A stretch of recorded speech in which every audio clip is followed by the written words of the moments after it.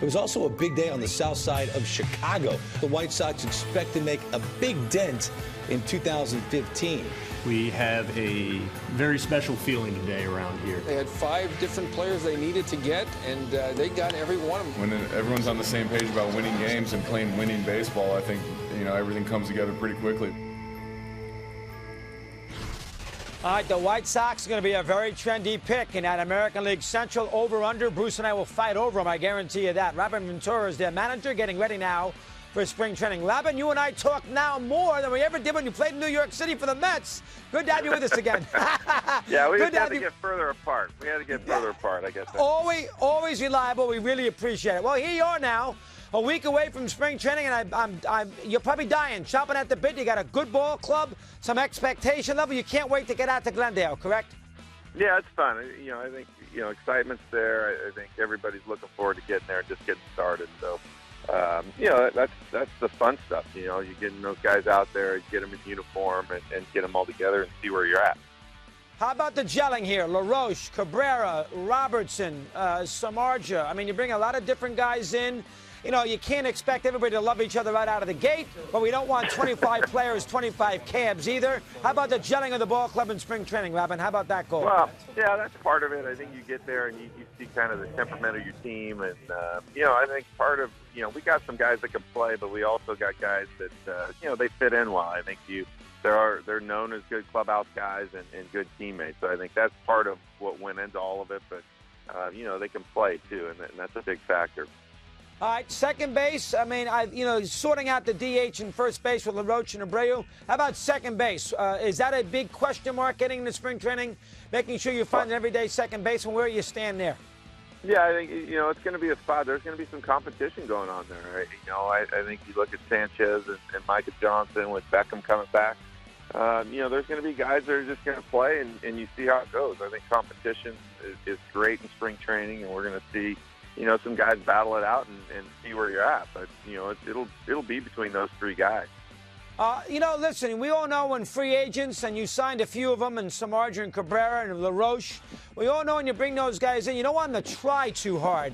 Robin, you've been part of a lot of big teams that bring a big guy in. They try too hard. They try to live up to that contract, and they sort of get off the wheel a little bit, and they have trouble recovering in the course of the year. Are you worried about that with Robertson and Samardzija, specifically about don't try to make up and earn your money in the first start? It's a long season. Are you concerned by that at all? Well, I mean, there's always concern for that, but I think these guys have been around long enough, and part of going through spring training is, they're not the ones that are going to win and lose games just by themselves. It's a team game, and everybody's got to pitch in and do their part. Just do what you're comfortable doing and what you're brought there to do. I think, you can't go out there, for Jeff, he can't go out there and throw a no-hitter every time. Just compete. And I think that's the key to all those guys. They're just going to come and compete and be part of a team. And I think you get stronger if you feel like you're part of a team. If you feel like you're going out there just by yourself, you might put those expectations on you. But, that's part of spring training, and get them all together and, as a group trying to win a game. And I know predictions are for guys like me and fans, and I know I know managers and players don't pay too much attention, but you will be predicted by some people to be a playoff team, number 1, and number 2, win a division. Are you comfortable with that? Yeah, I mean, we want to be that. I mean, I don't think anybody's afraid of that, but you still got to go out and do it. I think anybody can predict anything, but, you're still going to go out and try and figure out a way to win games. And I think we've lost a lot of them. Very close games in the past. And I think, now we've gone out and put ourselves in a direction where we should be able to win those. So, we're not afraid of it, but, you're not going to sit there and just think that means anything. You got to go out and prove it. You've done this now. It's old hat for you here as a manager. You've done this 2 or 3 times in the past. What's the manager's response? What's the first thing you want to accomplish? If I told you right now the one thing you had to get done by opening day, if you're Robin Ventura, what would it be? No, I mean, for me, getting it done is getting them ready to start the season feeling like everybody's totally prepared. That's the biggest thing. I mean, they get into spring training. Everybody's got their own routines and their ideas of when they're ready. But every guy's a little different. You got to make sure that they're all ready to compete because, those games in the early part of the year counted just as much as the ones at the end. So, you just want to make sure they're ready and everybody's fully prepared. Well, we've done this 1,000 times, Robin. You know, you can't win a pennant in April, but you can lose a pennant in April if you're not careful. You can lose it. That's true. I think anytime you start that year and you don't get off to a good start, you're really counting on going on a big run late.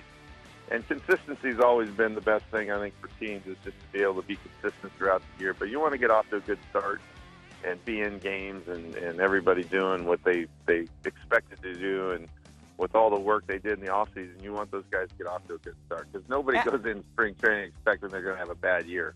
Nobody. And even handed this division. I know the Twins, on paper would be the worst team, but they made some, Hunter, and they bring in Santana.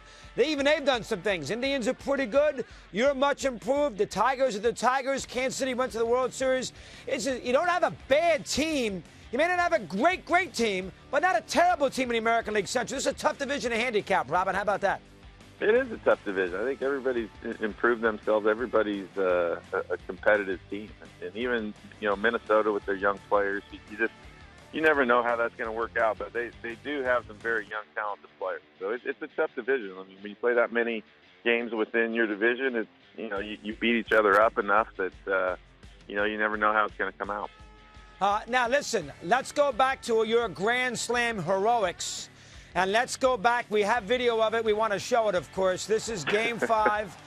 This is against the Braves, which won that Game 5, forced a Game 6. That's quite a home run in that situation. And, of course, Pratt interrupted, and it cost you a Grand Slam. Does that still bother you, Robin, at all or not? No. I think more people remember it because I didn't go around as far as I actually went around. But I think you're right. Yeah, I mean, any game that goes that long, the Braves were always tough on us, and I think it was raining the whole time. I think everything that went with it just made it a little more special, that everybody remembers that. I think it was fun. Great job, Robin. Keep up the good work, and we talked along the way in spring training. Appreciate you coming on here today. All right, thanks, Chris.